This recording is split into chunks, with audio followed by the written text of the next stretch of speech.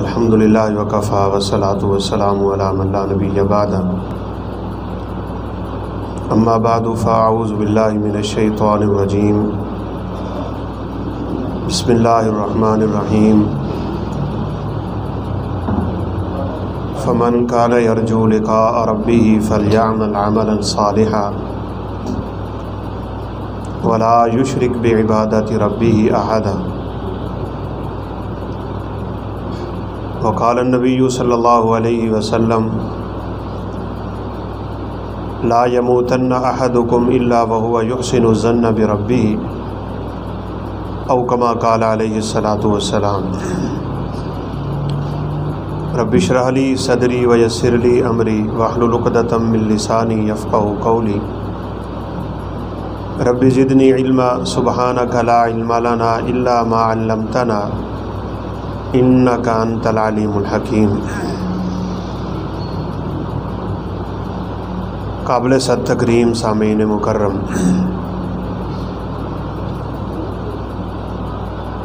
ہم میں سے کوئی شخص ایسا نہیں ہے جس نے قیامت کے دن اپنے رب سے ملاقات نہیں کرنی۔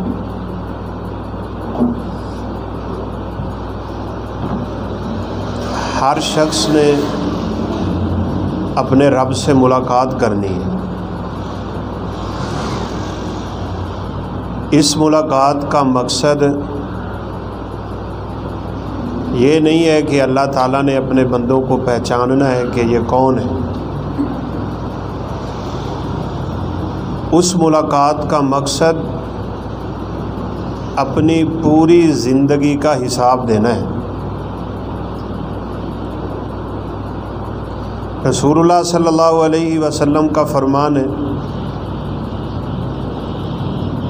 تم میں سے کوئی ایسا شخص نہیں ہے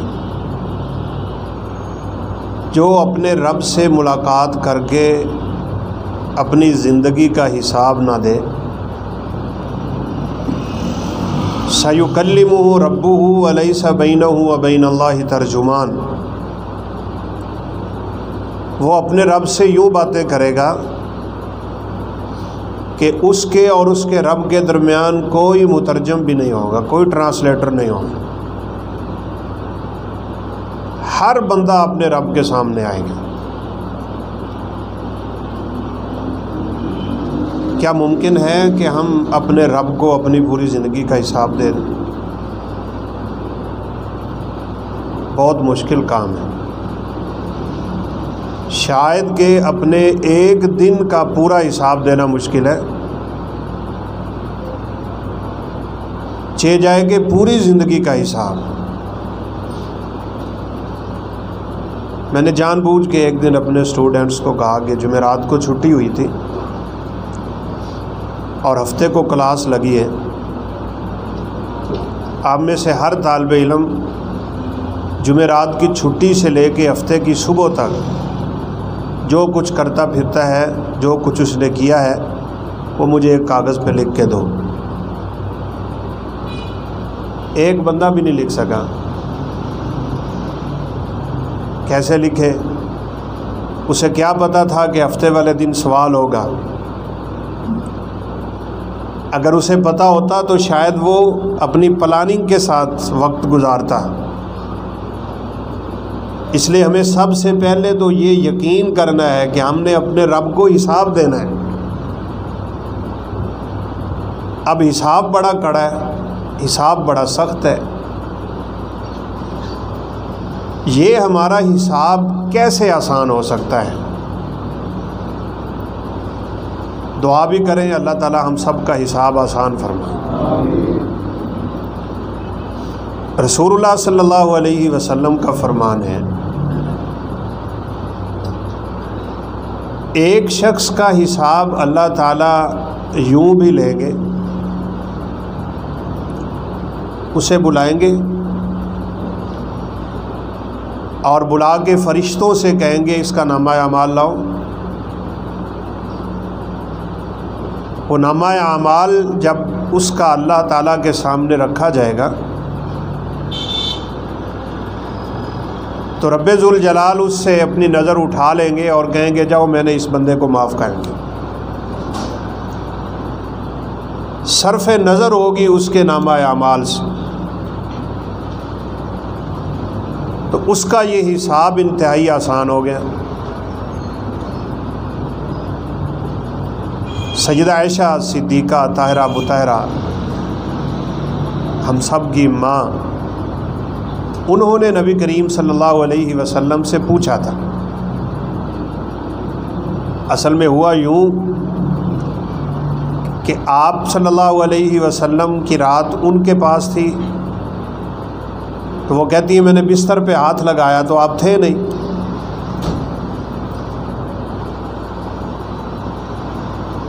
عورتوں کو صاف ظاہر ہے یہ بڑا مسئلہ ہوتا ہے، شادیاں اگر زیادہ ہوں تو سونکنوں والا مسئلہ بڑا کھڑا ہو جاتا۔ ان کے خیال میں یہی بات جا رہی تھی کہ آپ کہیں کسی دوسری بیوی کے پاس تو نہیں چلیں گے۔ اندھیرے سخت ہوا کرتے تھے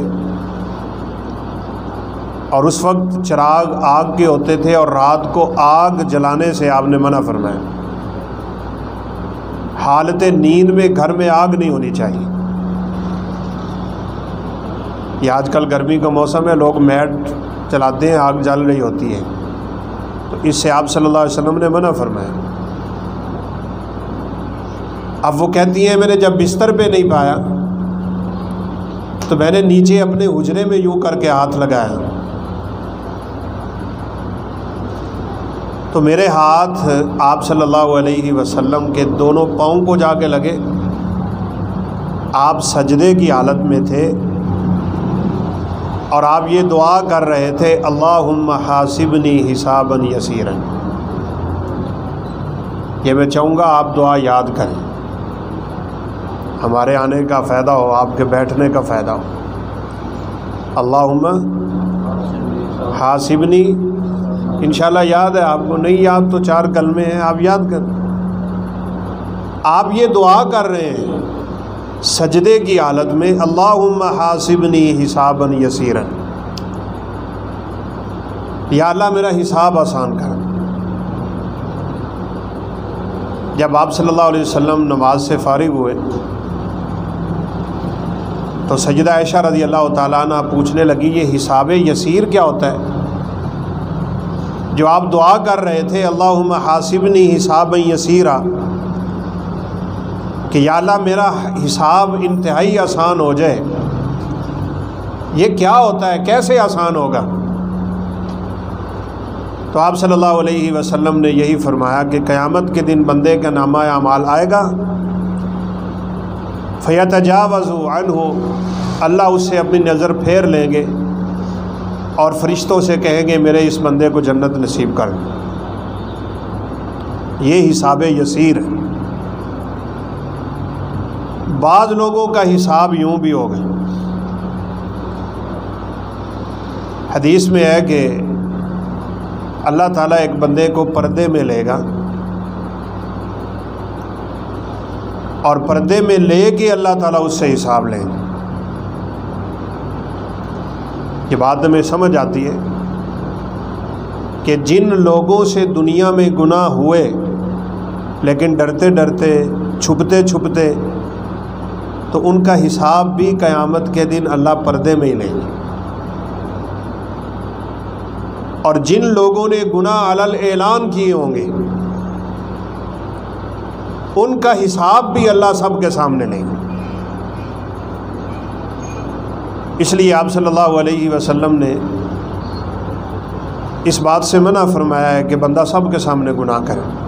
اس کا یہ مطلب نہیں ہے کہ وہ چھپے چھپے کر لے، یعنی ہو جاتا ہے، انسان ہے، خطا کار ہے، اس سے غلطی ہو جاتی ہے، لیکن اس کا دل ملامت کرتا ہے، چھپ کے ہو جاتا ہے اس سے گناہ، پھر وہ اپنے اس راز سے پردہ بھی نہیں اٹھاتا۔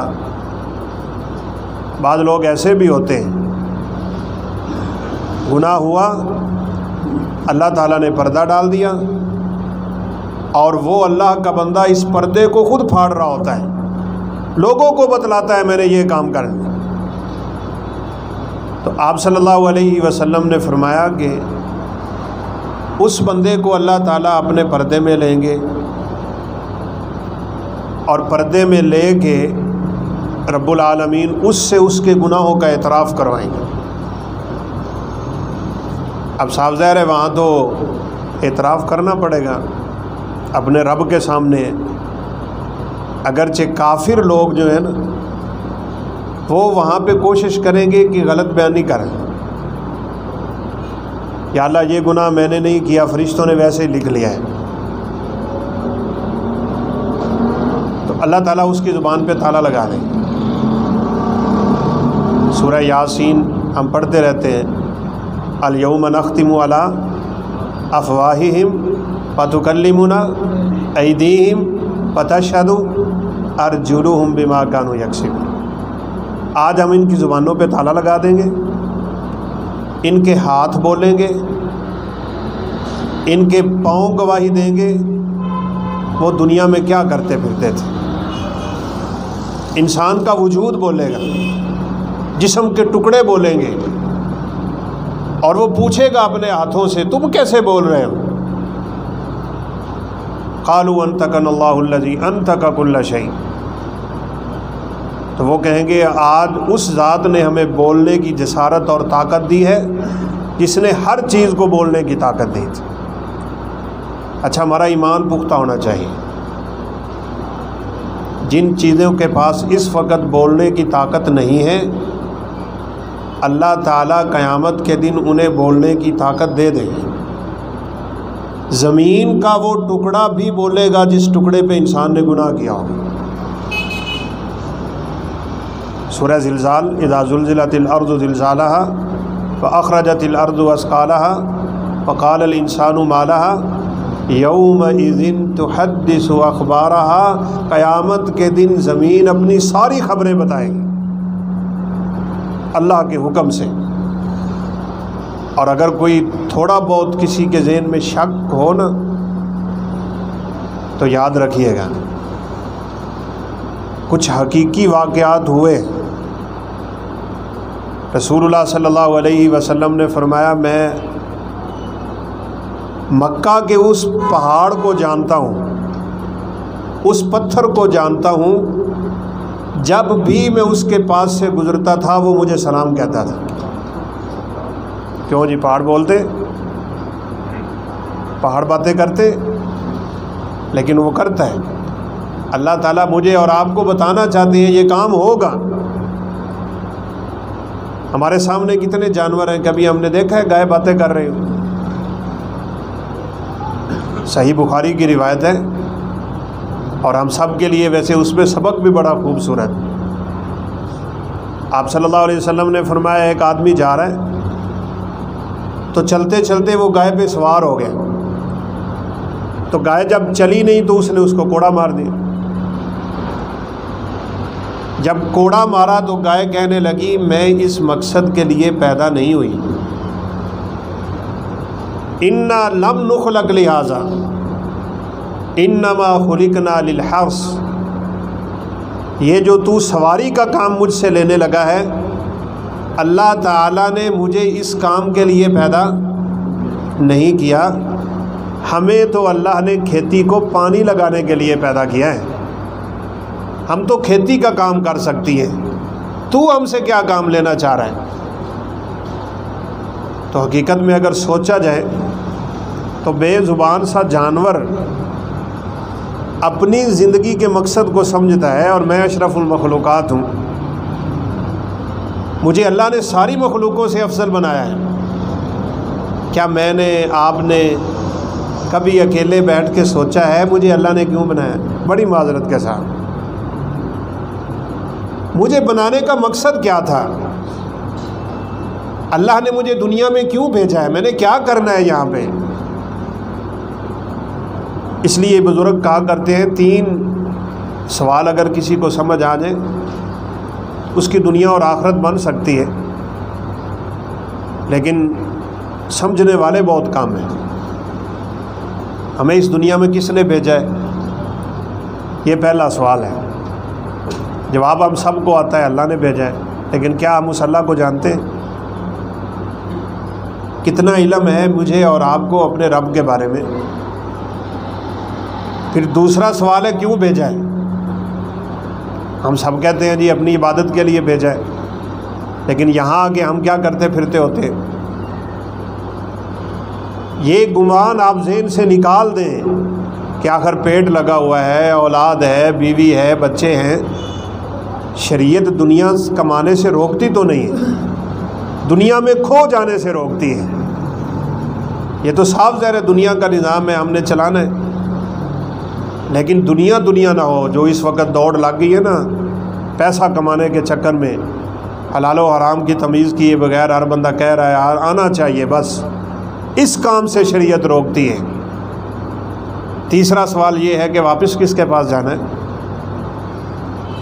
صاف ظاہر ہے اللہ تعالیٰ کے پاس جانا ہے، ساری زندگی کا حساب بھی دینا ہے، تو ہمیں اپنے مقصد کو تو نہیں بھولنا چاہیے نا۔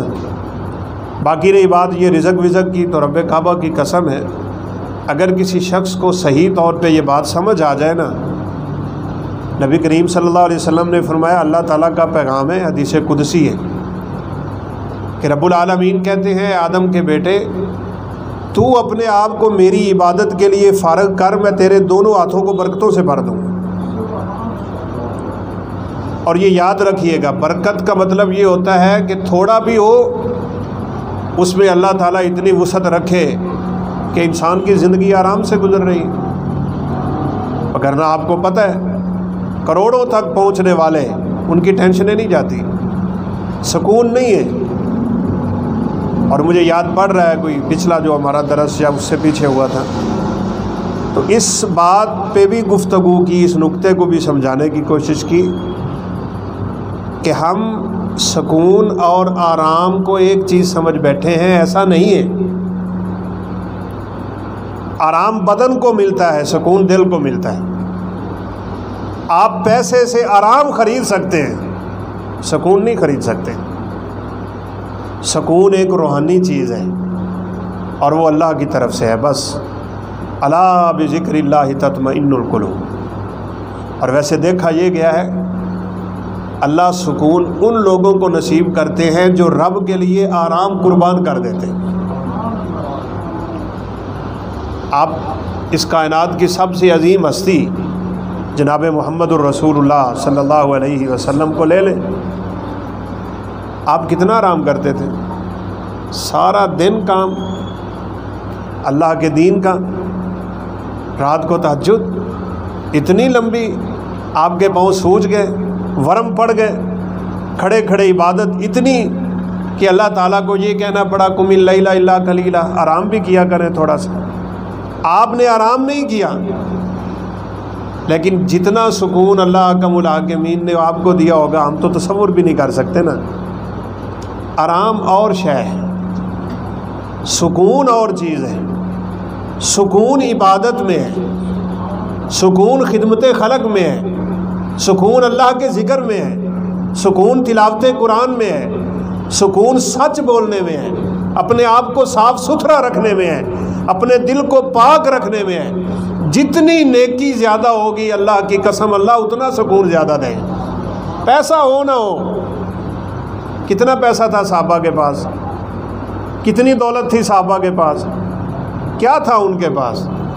صحابہ فرماتے ہیں رضوان اللہ علیہم اجمعین، ہمارے پاس نماز جب ہم پڑھتے تھے نا، دو چادریں نہیں ہوتی تھیں کہ ایک نیچے باندھ لیں ایک اوپر باندھ لیں، ایک چادر میں ہم نماز پڑھتے تھے بس۔ اور وہ بھی اس حالت میں کہ سجدے میں جاتے ہوئے اپنے اس ہاتھ سے آگے سے چادر بند کر کے رکھنا پڑتی تھی کہ اگر پاؤں کھلے تو کہیں ہمارا پردہ ظاہر نہ ہو جائے۔ حالات یہ ہیں، لیکن سکون کس قدر، ان کی زندگیاں سکون سے بھری ہوئی، راحتوں سے بھری ہوئی ہیں۔ اعمال جتنے خوبصورت ہوں گے، یہ اللہ کا قانون ہے، من عمل صالحا من ذکر او انثی وهو مؤمن فلنحیینہ حیاتا طیبہ۔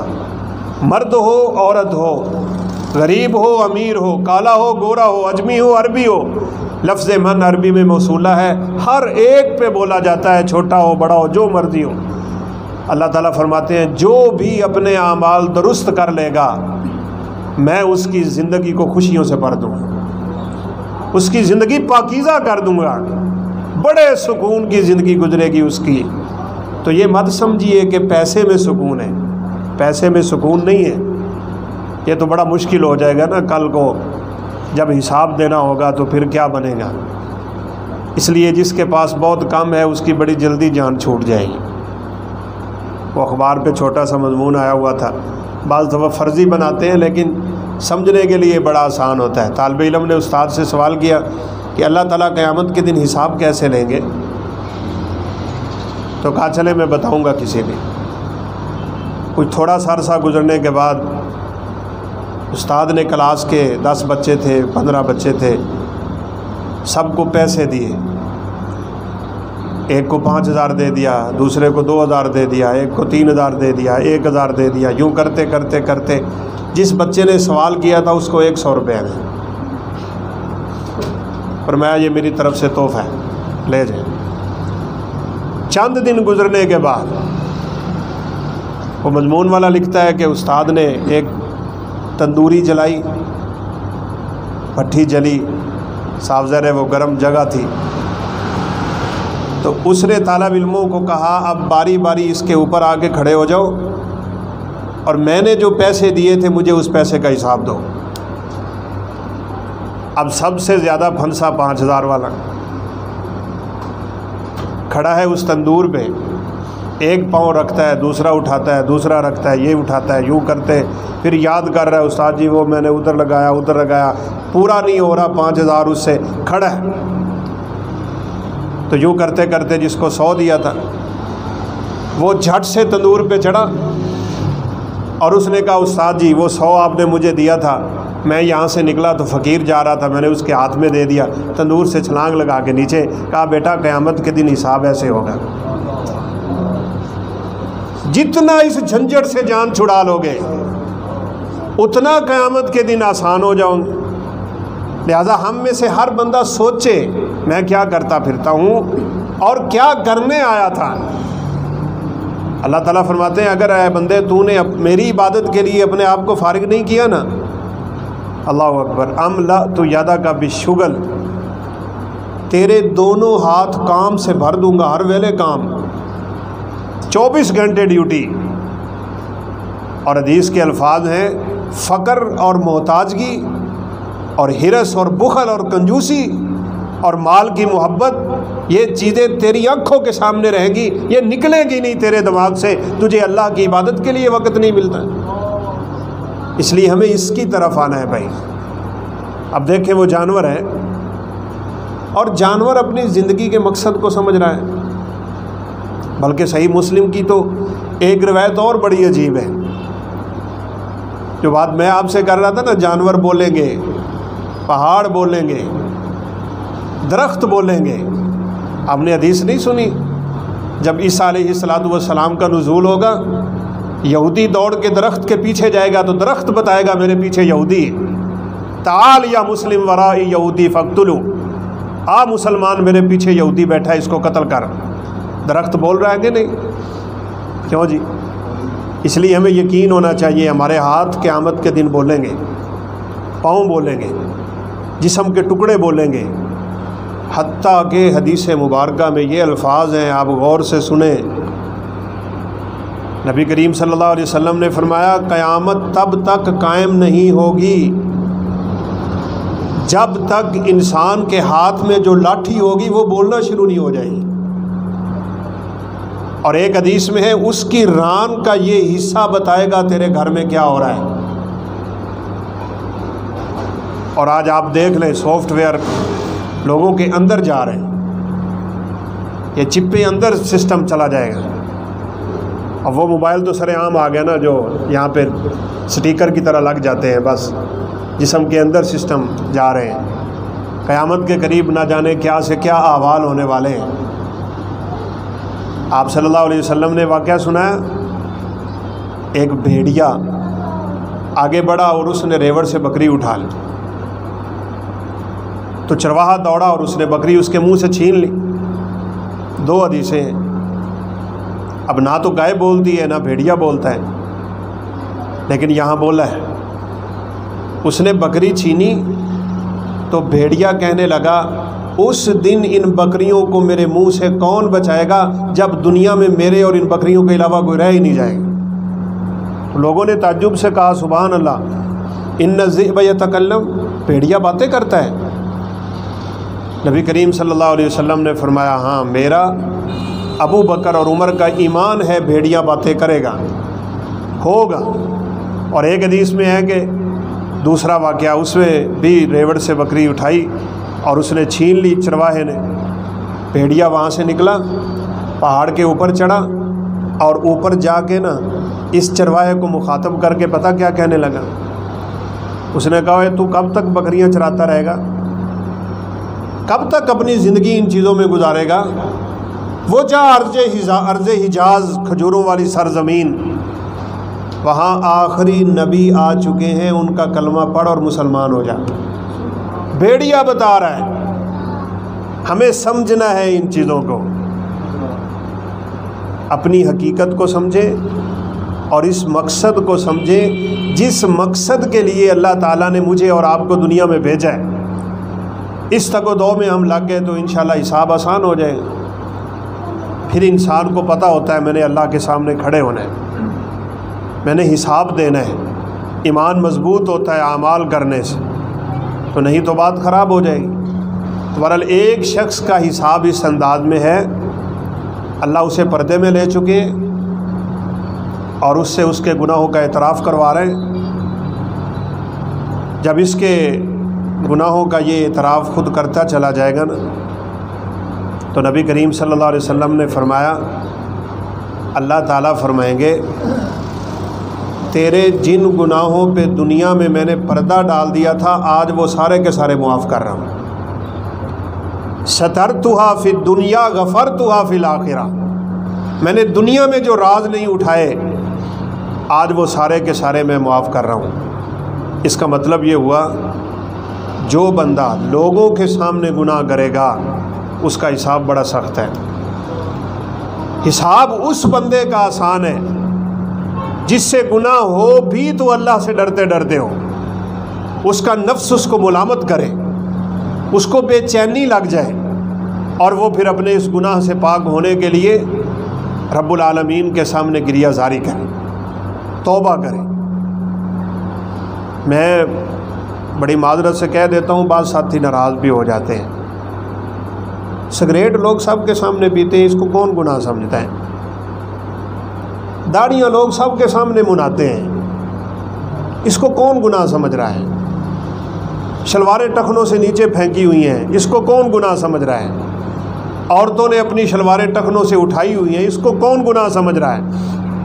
یہ موبائل کا فتنہ جو اس وقت امت مسلمہ کے ہاتھ میں ہے اور جس فتنے نے ہمیں بالکل ہی رب سے دور کر دیا، اس کے استعمال میں کون احتیاط کر رہا ہے؟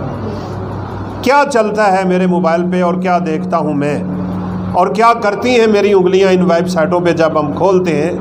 کون کون سی ویب سائٹیں کھلتی ہیں، کیا نظریں دیکھتی ہیں اور کیا ہوتا ہے؟ کبھی میں نے اور آپ نے سوچا ہے؟ اس کا حساب جب ہوگا تو کیسا کڑا حساب ہوگا اور کیسا سخت حساب ہوگا۔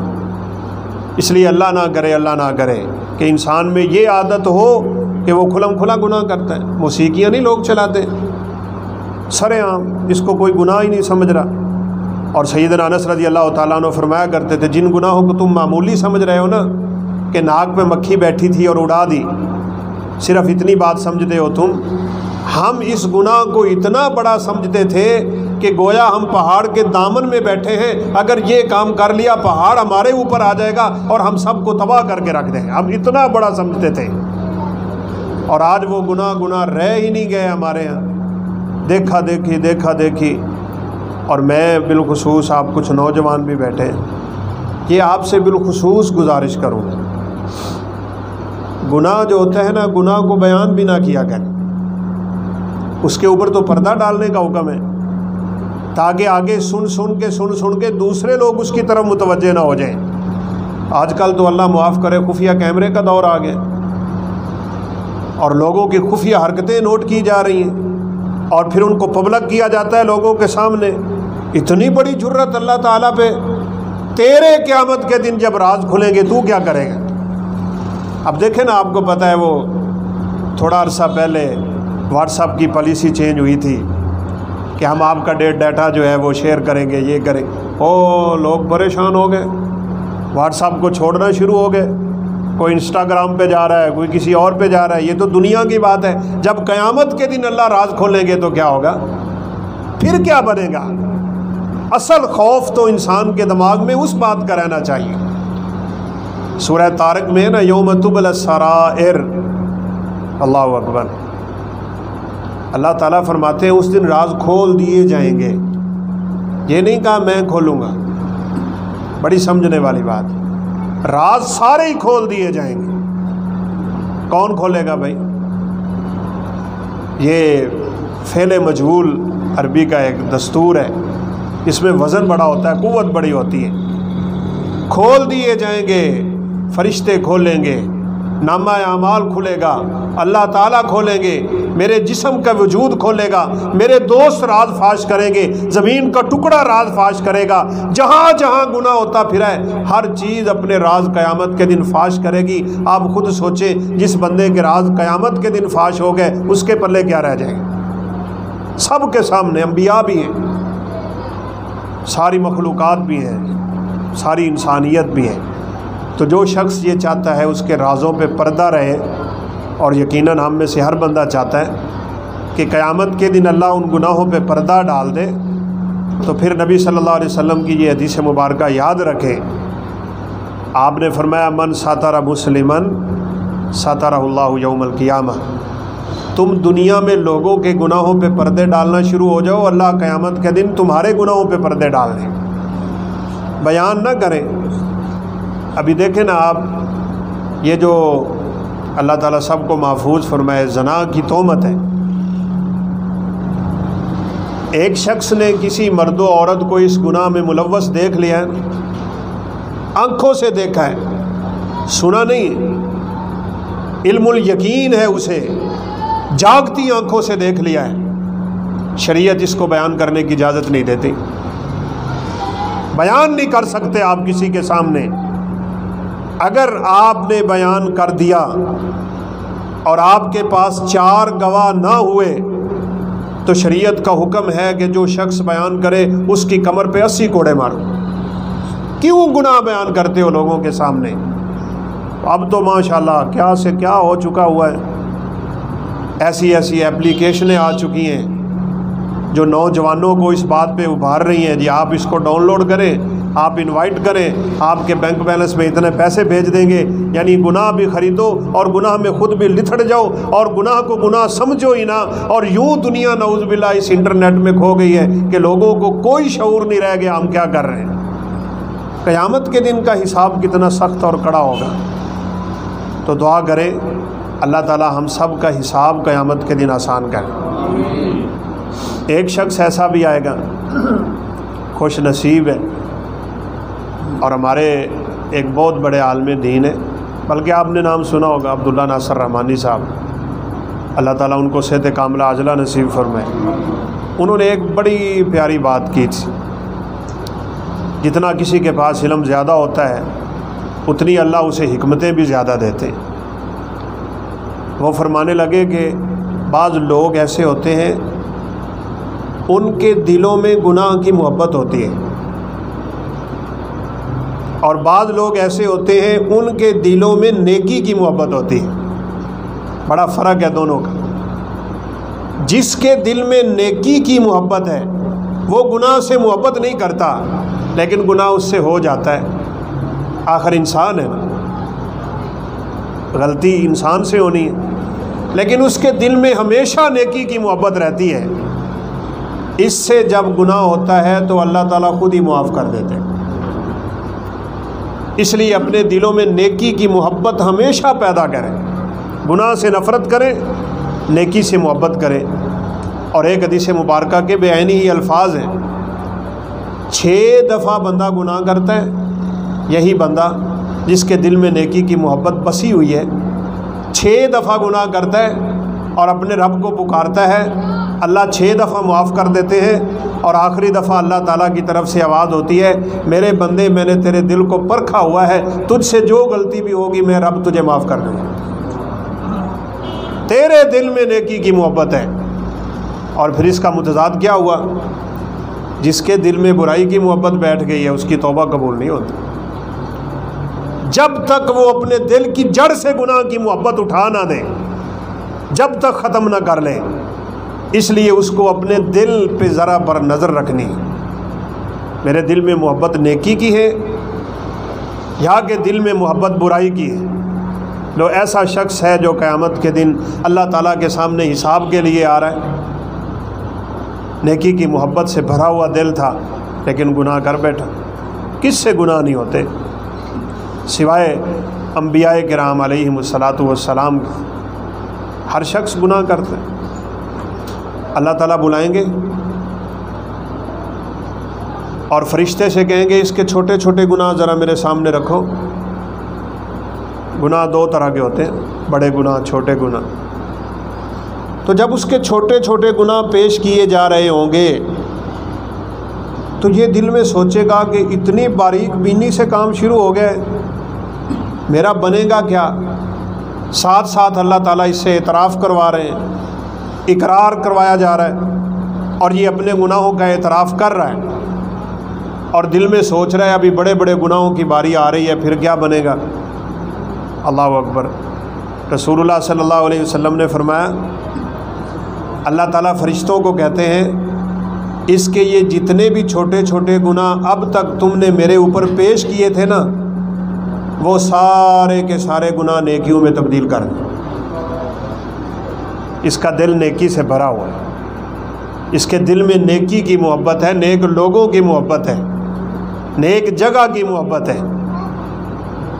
تو آپ صلی اللہ علیہ وسلم بڑے ہنس پڑے تھے یہ بات سناتے ہوئے کہ جب اللہ تعالیٰ فرمائیں گے نا اس کے یہ جتنے چھوٹے چھوٹے گناہ تم نے مجھ پہ پیش کیے یہ سارے نیکیوں میں تبدیل کر دو، تو یہ جلدی سے بول پڑے گا یا اللہ میرے تو بڑے بڑے گناہ بھی ہیں۔ اور آپ اتنا ہنسے کہ آپ کی داڑھیں نظر آنا شروع ہوگی۔ آپ اونچی نہیں ہنستے تھے، آپ تبسم فرمایا کرتے تھے، کیونکہ کثرت ضحک جو ہے انسان کے دل کو مردہ کرنا۔ فإن کثرت الضحک تمیت القلب۔ آپ ہنسا کرتے تھے بس، لیکن یہ بات سنا کہ آپ یوں کھلکھلائے کہ آپ کی داڑھیں مبارک شروع ہوگی نظر آنا، یعنی ابھی ڈر رہا ہے اور اللہ کی رحمت کا تھوڑا سا دھچکا لگا تو اب اتنی جرت، کہتا ہے یا اللہ میرے تو بڑے بڑے گناہ ہیں، یعنی ان کو بھی پیش کر اور نیکیوں میں تبدیل کر تاکہ میرا جنت کا داخلہ آسان ہو جائے۔ ایک ایسا شخص بھی ہے جس کو اللہ تعالیٰ کے سامنے حساب کے لیے لایا جائے گا تو اللہ تعالیٰ فرمائیں گے میرے اس بندے کو بغیر حساب کتاب کے جنت میں داخل ہو۔ ان کے بعد باری آ جائے گی ان لوگوں کی جن کے حساب سخت ہونے، بس دعا کریں اللہ ہمیں بغیر حساب کے جنت میں لے تاکہ کام ہی آسان ہو جائے۔ فجر اور عصر کی نماز سختی سے اس کی پابندی کیا کریں، حساب آسان ہو جاتا ہے۔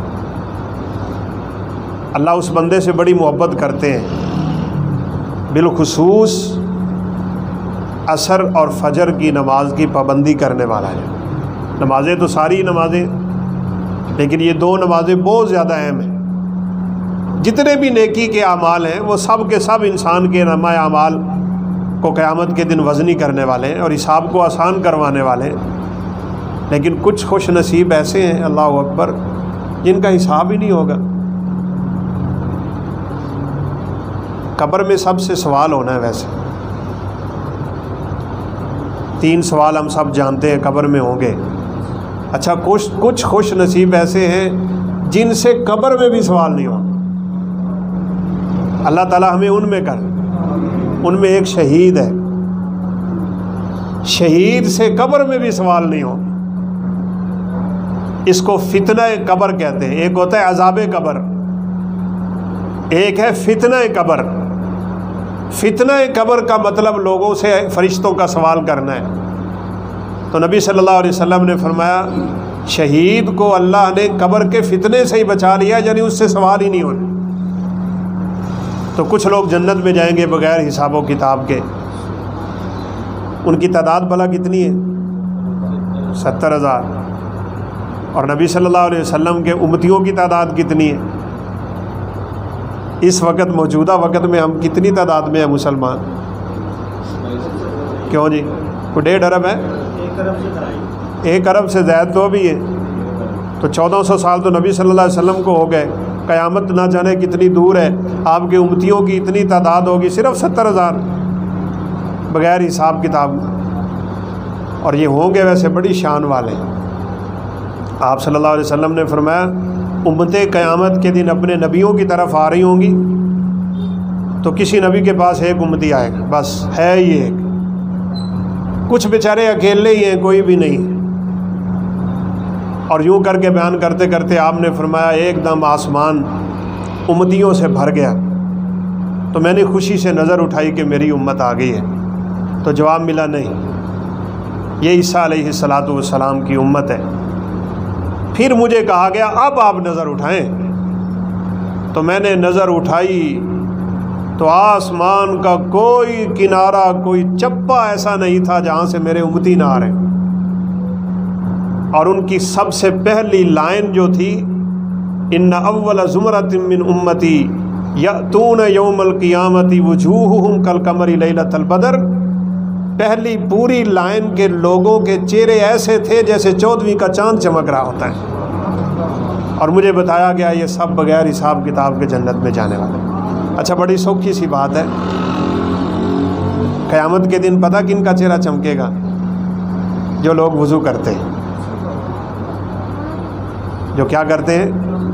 وضو کرتے ہیں، خوبصورت وضو کیا کریں۔ ہماری آج کل یہ عادت ہے نماز کھڑی ہونے والی ہوتی ہے، ہم یوں کر کے وضو کرتے ہیں، جلدی سے دوڑ کے نماز میں شامل ہونے کی کوشش کرتے ہیں۔ نہیں، تسلی سے وضو کریں، ہاتھ دھوئیں، انگلیوں کا اچھی طرح خلال کریں، داڑھی کا خلال کریں، پورے اچھی طرح وضو کے اعضاء کو خوبصورت طریقے کے ساتھ 3 دفعہ ان کو دھوئیں، تسلی کریں۔ جتنی خوبصورتی سے آپ وضو کریں گے قیامت کے دن آپ کے چہرے پہ اتنا زیادہ نور ہوگا، یہ یاد رکھیں، میری بات نہیں ہے، اور انشاءاللہ میں اپنی طرف سے کوئی بات کروں گا بھی نہیں۔ نبی کریم صلی اللہ علیہ وسلم نے بیٹھے بیٹھے اپنے صحابہ سے یہ فرمایا تھا، میرا دل کرتا ہے میں اپنے بھائیوں کو دیکھ لوں۔ تو صحابہ کرام رضوان اللہ علیہم اجمعین نے فرمایا ہم آپ کے بھائی نہیں ہیں؟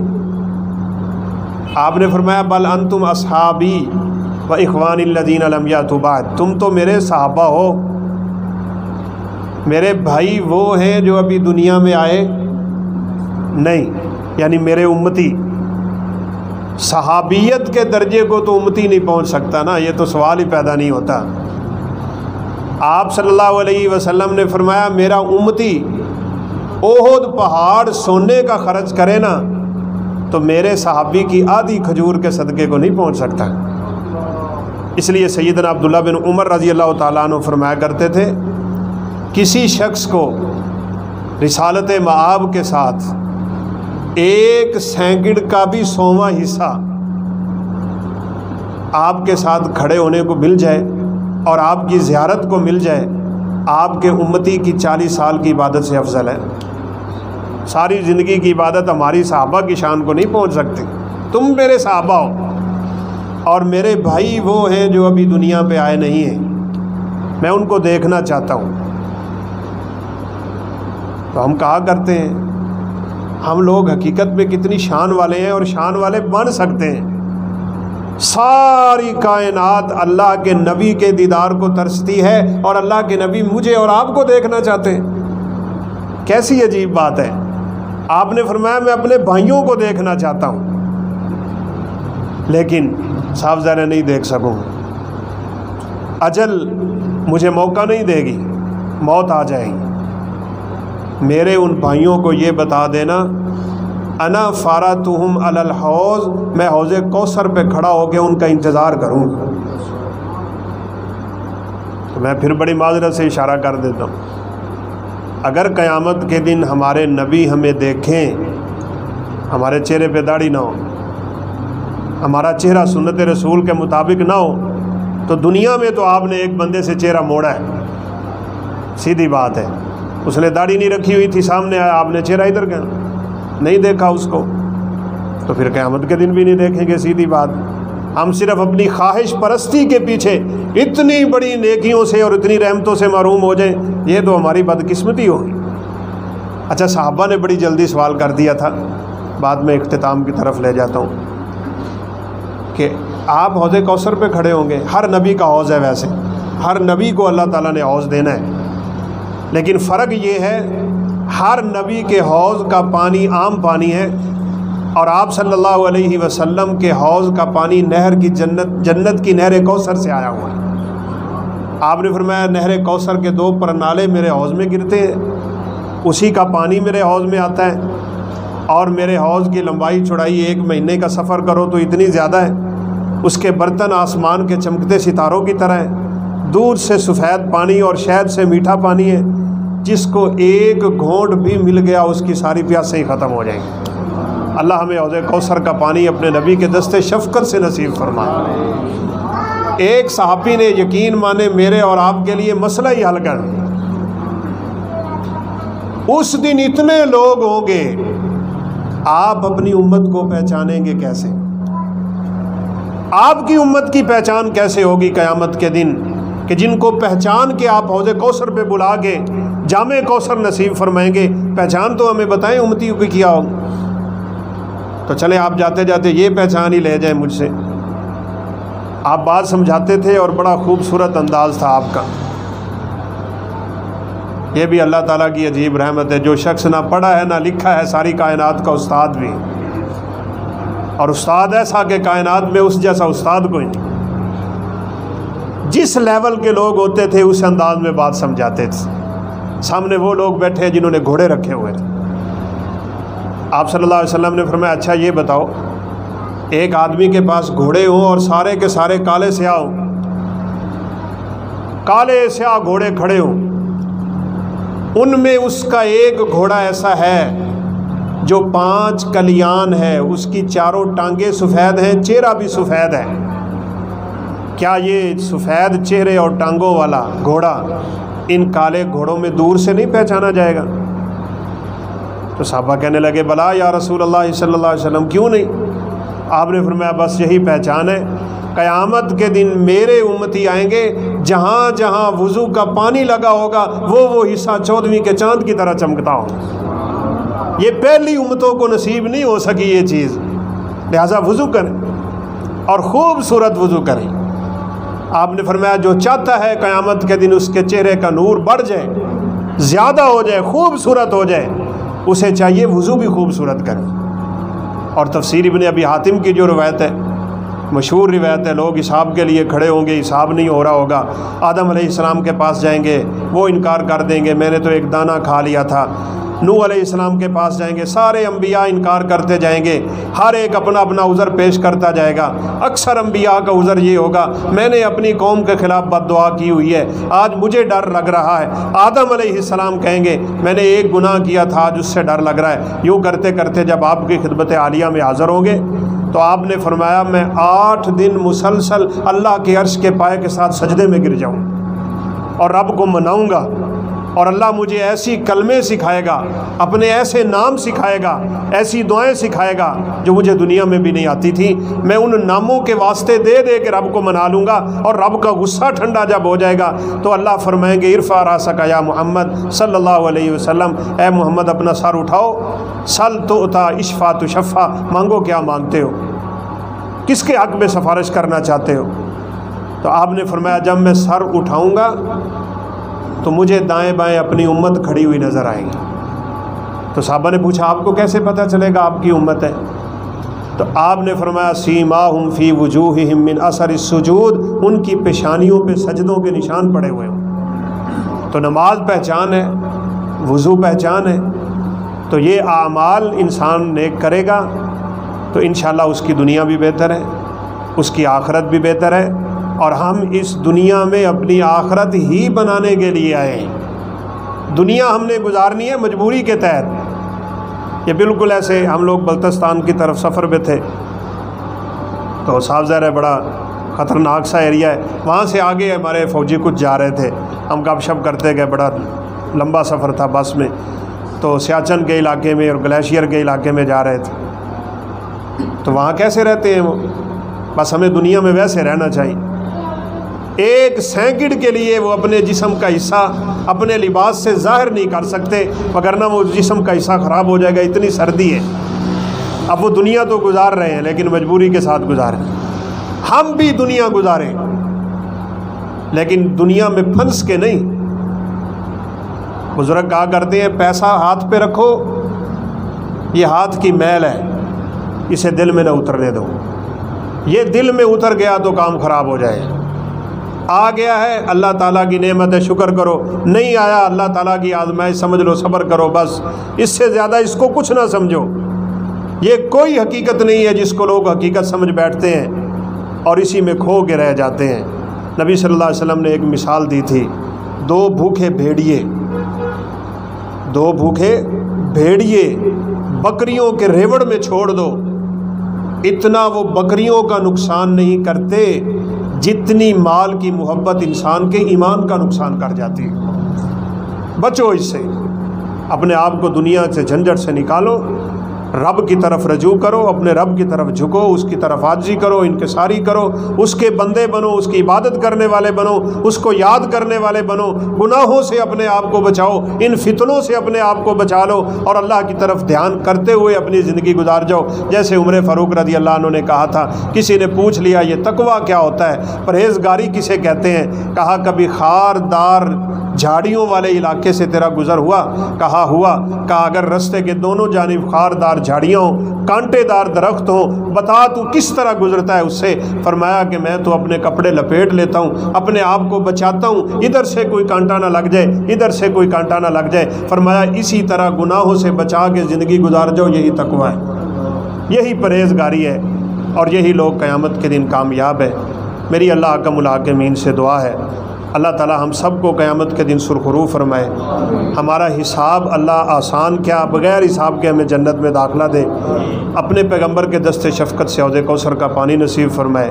اور اللہ تعالی ہمیں نبیوں, صدیقوں, شہیدوں, صلحاء اور اولیاء کے ساتھ اپنی جنتوں کا مہمان بنائے, جنتوں کا وارث بنائے. اور اللہ تعالی ہمیں اپنا خاص دیدار نصیب فرمائے. وآخر دعوانا الحمدللہ رب العالمین.